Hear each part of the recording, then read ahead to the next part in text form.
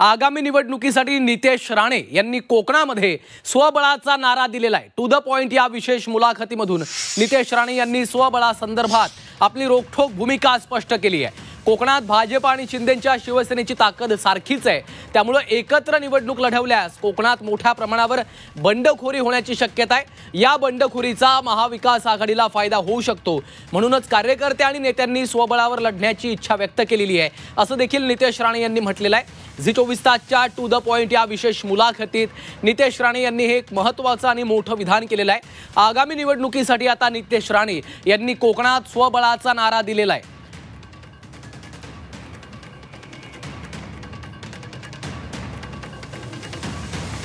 कोकणातनं सगळ्यात पहिले आम्हाला ऐकायला लागलं जिथे काय थोडेफार ठिकाणी की भाजप इथे सोबळावरती लढेल तिथे चांगली गोष्ट आहे। बघा, चांगला प्रश्न आहे, तुम्ही टेक्निकली समजून घ्या।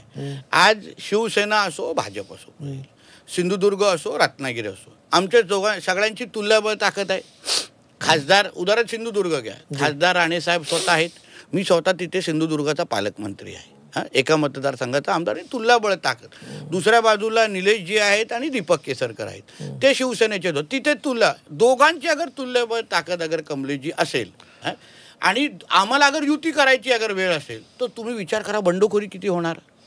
आता उदाहरण नगर परिषदेमध्ये 20 सीट आणि जिल्हा परिषदेमध्ये 50 सीट। आता 50 सीटवर अगर आम्हाला युती करा, आजच्या तारखेला मी तुम्हाला खात्रीलायक सांगतो, महाविकास आघाडीकडे तिथे आणि उभाटाकडे उमेदवारच नाही तिथे उभे करण्यासाठी। त्याच्यामध्ये आता ते काय करतायत, जसं क्रिकेटमध्ये कसं स्लिपमध्ये बघा उभा असतो एक बॉल, बॅट्समॅन सुटला चुकून कट लागले तर पकडायचं, तिथे ते लोक उभे आहेत। ह्या दोघांची युती झाली तर त्यांच्याकडे रेडीमेड उमेदवार येणार। प्रत्येक आमच्या कार्यकर्त्याला आज उभं राहण्याची इच्छा आहे, त्यांचं स्वप्न आहे, प्रत्येकाला वाटतं की आणि दुसरा मुद्दा म्हणून युती न करणं हे दोघांच्या हिताचं आहे। शेवटी निर्णय अंतिम निर्णय वरचेच घेणार, पण हिताचं कारण बंडखोरी होणार नाही। प्रत्येक जिल्हाध्यक्षांनी आणि कार्यकर्त्यांनी हीच भावना व्यक्त केली की आम्हाला स्वबळावर लढण्याची संधी द्या, पक्ष उभा राहतो। आता रत्नागिरीमध्ये तुम्हाला परिस्थिती 55 सीट आहेत जिल्हा परिषदचे, कमलेशजी एक पण आमच्याकडे नाही। आता उदयजींना किंवा तिकडच्या नेतृत्वाला आम्हाला काय द्यायचं, किती देणार, 5 देणार, 10 देणार, ह्यापेक्षा 55 त्यांनी लढवावं, 55 आम्ही लढवतो भारतीय जनता पक्ष। आता भारतीय जनता पक्षामध्ये चांगल्यातले चांगले लोकांनी प्रवेश केलेले आहेत, मग चिपळूणमध्ये प्रवेश झाले, प्रशांत जाधव आहेत, अन्य वैभव खेडेकर आलेले आहेत, अन्य आता म्हणजे 2019 आणि आताची परिस्थिती फार वेगळी आहे। मी तुम्हाला सांगतो, आता म्हणजे 2024 परिस्थिती खूप लोक ओढा वाढलेला आहे, खालती भारतीय जनता पक्षाचं संघटन। आणि आज जेव्हा कोकणातला एक सुपुत्र भारतीय जनता पक्षाचा अगर प्रदेशाध्यक्ष झाला असेल तर कोकणातला भारतीय जनता पक्षाचा बालेकिल्ला दिसला पाहिजे की नाही। तर ह्या सगळ्या गोष्टीसाठी आम्ही कामाला लागलेलो आहे। म्हणून आमचं म्हणणं आहे, आज आपण 5 वर्षाच्या टर्मच्या पहिल्या टर्ममध्ये आहोत, पहिल्या वर्षी आहोत, ह्याच्या 4 वर्षानंतर 29ची निवडणूक लागणार आहे। आज अगर आपल्याला तिन्ही पक्षांना आपली आपली ताकद कळली, 4 वर्ष पक्ष बांधण्यासाठी चांगली संधी आहे। आणि या संदर्भात बोलण्यासाठी राष्ट्रवादी काँग्रेसचे नेते सूरज चव्हाण सध्या आपल्यासोबत फोनलाईनवरनं जोडले गेलेले आहेत। चव्हाणजी, नितेश राणे यांची ही प्रतिक्रिया आपण ऐकली असेल। झी 24 तासच्या टू द पॉइंट या विशेष मुलाखतीमध्ये त्यांनी कोकणामध्ये आगामी निवडणुकीसंदर्भात स्वबळाचा नारा दिलेला आहे। तुम्ही कसं पाहताय त्यांच्या या भूमिकेकडे? राष्ट्रवादी काँग्रेसला ही भूमिका मान्य आहे? तर तुम्ही त्यांचं पूर्ण वक्तव्य ऐकलं तर त्याच्यामध्ये ते स्पष्टपणे म्हणले की कार्यकर्ते, पदाधिकारी आणि त्या जिल्ह्याचे नेते म्हणून आमची ही भूमिका आहे, परंतु अंतिम जो काही निर्णय ते वरिष्ठ घेतील तो आम्हाला मान्य आहे। त्यांच्या कार्यकर्त्या पदाधिकाऱ्यांनी जी भावना बोलून दाखवली तीच भावना त्यांनी त्या ठिकाणी मांडलेली आहे।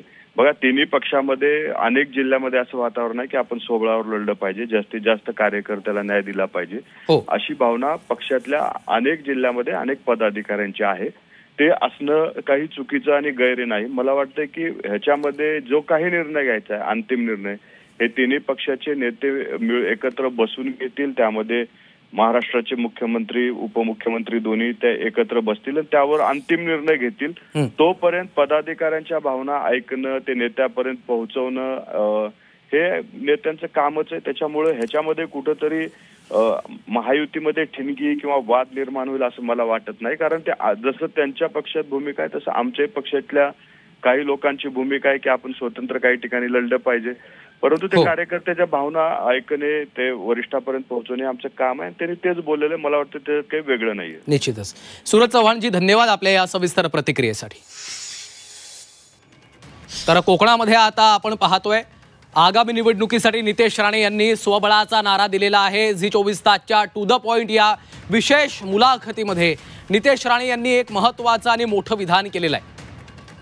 त्यांनी आपली रोखठोक भूमिका देखील स्पष्ट केली आहे. कोकणात भाजप आणि शिंदेच्या शिवसेनेची ताकद सारखीच असल्याचं त्यांनी म्हटलंय. त्यामुळं एकत्र निवडणूक लढवल्यास कोकणात बंडखोरी होण्याची शक्यता नाकारता येत नाही. त्यामुळे आपण स्वबळाची भूमिका आपल्यासाठी योग्य असेल असं देखील राणे यांनी स्पष्ट केलेलं आहे.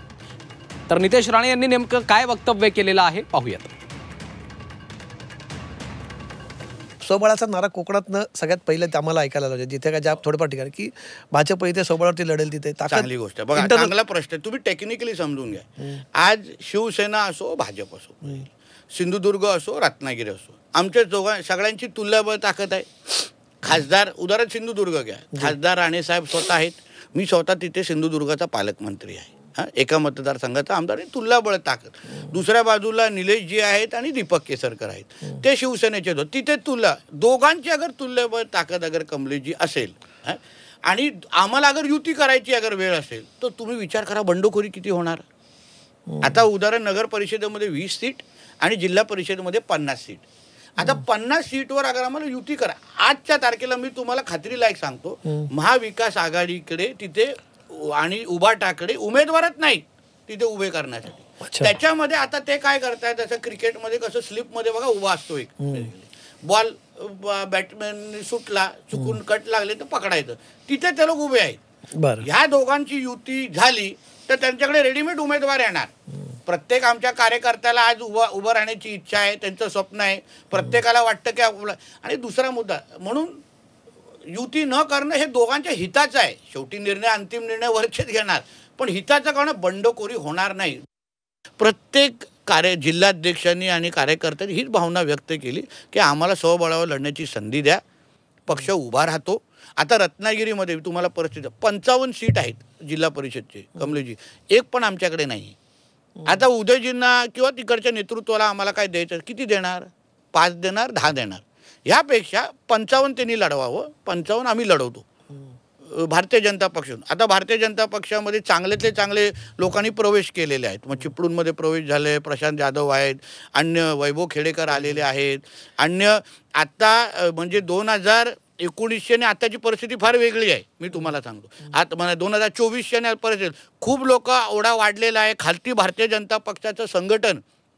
आणि आज जेव्हा कोकणातला एक सुपुत्र भारतीय जनता पक्षाचा अगर प्रदेशाध्यक्ष झाला असेल तर कोकणातला भारतीय जनता पक्षाचा बालेकिल्ला दिसला पाहिजे की नाही. तर ह्या सगळ्या गोष्टीसाठी आम्ही कामाला लागलेलो आहे. म्हणून आमचं म्हणणं आहे, आज आपण 5 वर्षाच्या टर्मच्या पहिल्या टर्ममध्ये आहोत, पहिल्या वर्षी आहोत. ह्याच्या 4 वर्षानंतर 29ची निवडणूक लागणार आहे. आज अगर आपल्याला तिन्ही पक्षांना आपली आपली ताकद कळली, 4 वर्ष पक्ष बांधण्यासाठी चांगली संधी आहे.